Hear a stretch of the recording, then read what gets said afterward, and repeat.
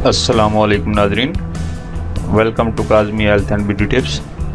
उम्मीद करता हूँ कि आप सब खैरियत से होंगे। मैदे के दर्द के लिए आसान घरेलू नुस्खा लक्कड़ हज़म पत्थर हज़म।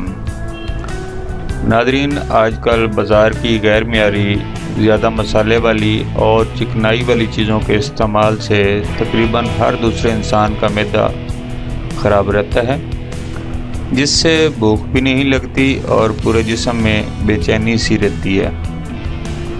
आपकी इस परेशानी को मद्देनज़र रखते हुए आपको ये आज़मूदा और आसान नुस्खा बता रहा हूँ और उम्मीद करता हूँ कि आपको मेरा ये नुस्खा पसंद आएगा। इलाज: दालचीनी 1 ग्राम, नारकोचूर 1 ग्राम, सौंफ 1 ग्राम। ये वज़न 1 दिन की खुराक के लिए है। तरकीब, तैयारी व इस्तेमाल: तीनों चीज़ों को 1 प्याली पानी में डालकर हल्की आंच पर जोश देना है। जब अच्छी तरह उबल जाए तो ये एक कवा सा बन जाएगा। अब इसको बारीक कपड़े से छान कर सिर्फ कवा महफूज कर लें और मवाद फेंक दें।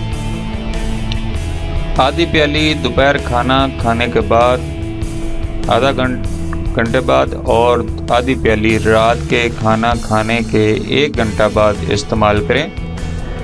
इंशाअल्लाह इसके इस्तेमाल के चंद रोज़ में मैदे के दर्द का ख़ात्मा होने के साथ साथ मैदे की सब बीमारियों से भी निजात मिल जाएगी और आपका हाजमा भी दुरुस्त होगा, भूख भी लगेगी और जैसे मैंने पहले बताया कि लक्कड़ हज़म पत्थर हज़म जो भी खाएंगे इंशाल्लाह वो हज़म होगा।